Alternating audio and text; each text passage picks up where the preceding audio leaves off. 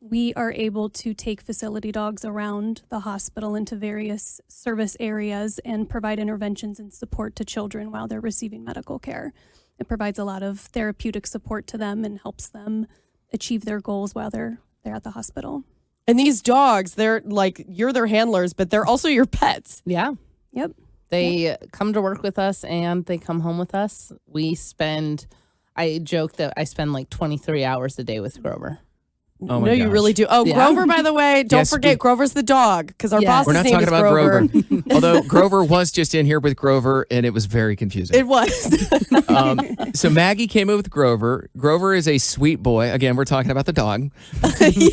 Can you tell us, Maggie, share a story about when you saw Grover really help someone in a situation at Children's? Yeah, definitely. So one of the things that facility dogs do at Children's is they help to support procedures. So I am a child life specialist. So my job is to make sure that the kids know what's happening, explain things in a way that they understand. And then I just use Grover as a tool kind of in my toolbox. So there was a particular patient that we helped to support for a blood draw.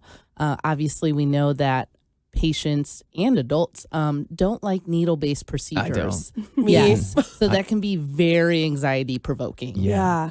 And so there was a particular patient who just had very traumatic experiences of being held down and not really know what was going on with his body.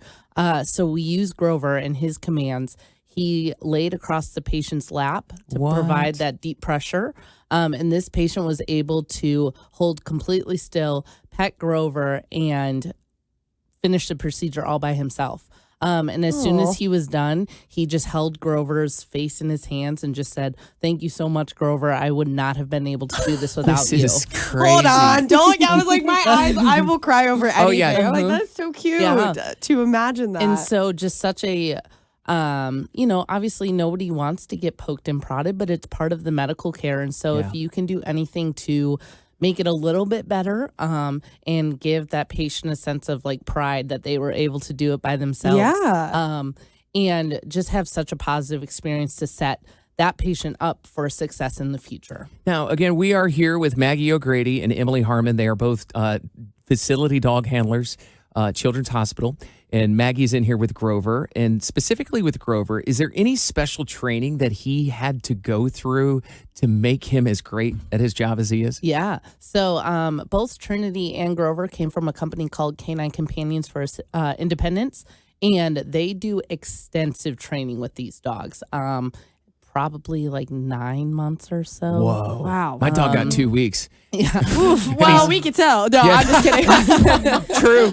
I'm just kidding. True. So they go through months and months and months of training. And basically how the process works is that Emily and I applied for facility dogs to help us with our jobs. And then based off of what these dogs know how to do and how we utilize them in our job, they matched us up with Grover and Trinity. So going into training, we didn't know anything about the dog that we were going to be getting. It was just basically us telling Canine Companions that this is how we're going to utilize a facility dog, and then them matching us up with the dog that would best suit our job that we do. Okay, so Emily, it seems like there's a certain kind of dog that you guys use. Yes. Is that normally always the case? Well, all of the dogs from Canine Companions for Independence are labs or golden retrievers, or a cross between the two. Okay. And so Trinity's a cross of a lab and a golden, and I think Grover Grover is is the same. too. Yep. Yeah. Their dogs are purposefully bred and raised and trained to be working animals. So do they have it? Is there a special trick or something that you pull out when you've got a kid who's they really need some extra comfort, and you're like, okay, do this? Is there anything like that? I would say like lap. It's really simple, but putting Trinity across their lap or kind of across their chest really helps. The pressure that it puts on. It's like a weighted blanket. Yes, it is. Yes. Yeah. And it helps just engage a little bit more. So I think that's the most helpful one. And I also do shake, obviously paw. I mean, that's a given. That's like but friendly.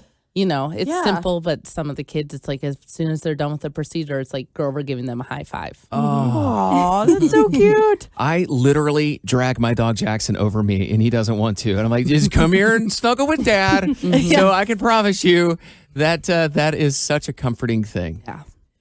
Well, these dogs, so they're very talented. They're highly trained. How much does a dog cost? A special canine comfort dog? Well, we are very fortunate. Canine Companions for Independence, they're a wonderful organization, and they actually place their dogs with people who have disabilities, veterans, or professionals such as ourselves at no cost. But in order to maintain having working dogs at Children's, I mean, obviously there's ongoing vet care through the life of the dog. To make sure these dogs are clean and sanitary for our patients. They are groomed regularly, which can get quite expensive. They both smell great. Yeah, I have do. got a thing with like petting She dogs. does. I'm like, always, no, It's a bit much. Yes, they are groomed more than other dogs. Yeah. And then obviously feeding them, taking care of them. I'm sure people out there know how expensive it can get, especially vet bills. I have a question. Since these dogs live with you, do these dogs know when they're not working and when they can like literally flip the switch and be like, I'm a crazy dog now and do whatever I want? Like for the most, like, can they be real dogs? Yeah. There's actually, when they do have their vest on, I feel like Grover, he knows when he's working because of the He's the in vest. uniform? Yeah. Oh, and then when that's I cute. take it off and he's at home, he knows that. But I mean, even at baseline, he's chill. I mean, he gets riled up a little bit, but then he kind of goes back to being his normal self. But there's a command called release that you guys saw us do earlier that it kind of lets the dogs know, like, hey, you can play, you can go sniff around. Oh, they did too. Yeah. Their They noses, did. They were excited. Their noses went crazy. They were doing something that normally scares me when dogs do, and that's sniff indoors and carpet. Because anybody that has a dog knows that's like, you better find that dog outside. Get it outside quick. 'Cause Yep. something's about to happen. Yes. Now, we're talking about Grover. We're talking about Trinity. Let's talk about Trinity real quick. What does Trinity get as a reward?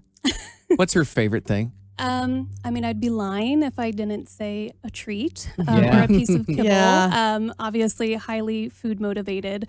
But she's happy to just get attention. If whoever will give her love and pay attention and fuss over her, that's her favorite person in the world. So that's what she loves. What about Jesse. It sounds like Jesse. That's me. Food. Compliments, treats. Yep. With my dog, it's treats too. It's Yeah.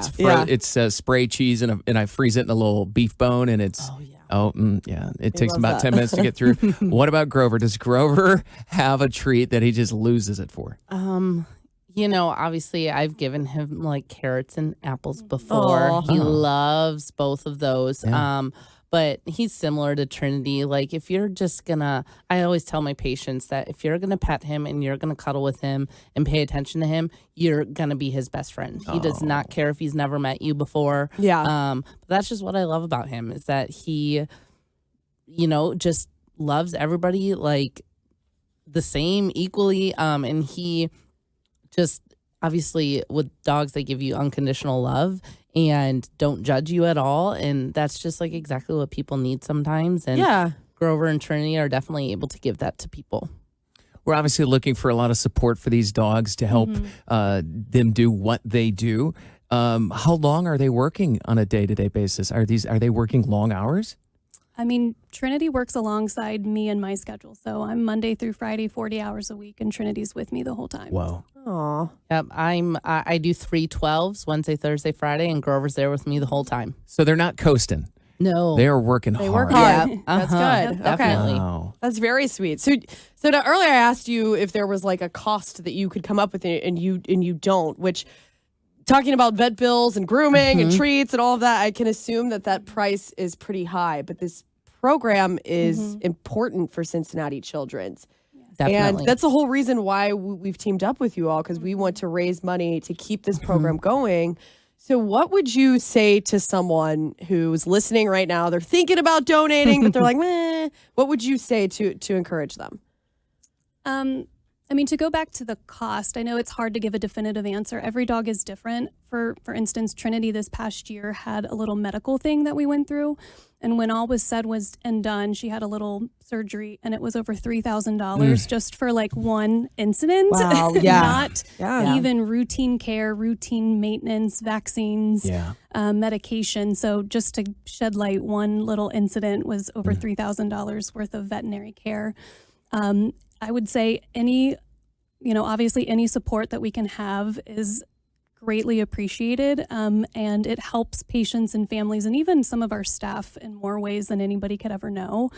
For people that love animals out there, I'm sure they understand it. If you're going to a difficult appointment, if you have a goofy, cuddly dog there, it makes it just a little bit easier and less stressful, and it can just really change the outcome for our patients. Yeah, I think it's just wonderful to be able to walk through the #1 children's hospital in the country and be able to pass so many patients that you have no idea what that patient and family are going through. And just to be able to like see the smile on their face as you're walking through the hallway or the concourse at Children's just because they see Grover. Yeah. Or just because they see Trinity. They might have never even met them. And, maybe we don't have a second to stop and say hello. We try to do that as much as we can. But even if we can't, just being able to see them in the hallways and see their faces light up is just so rewarding. The mental health aspect, we're talking about the patients at Children's, but let's not forget about the parents. Let's not forget about the physicians and the people that work there. Anybody that comes in contact,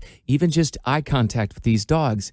If you are a dog lover, it probably gets endorphins going in your body and makes you feel better. Yeah. So these dogs are very important to every single person they come into contact with. Definitely. Well, thank you very much, ladies. Thank you. This has been great. Maggie O'Grady, dog handler for Grover. Again, Grover, not our boss, the actual dog. Dog Grover. And sweet Trinity, she's got a little blue ribbon on, I think. Oh, she's so cute. Trinity's in here, the dog, and her handler is Emily Harmon. Thank you both for coming in and shedding some light on all of this. And hopefully we can raise a ton of money to support what you guys do. Yeah, thank you so Thank much. you very much.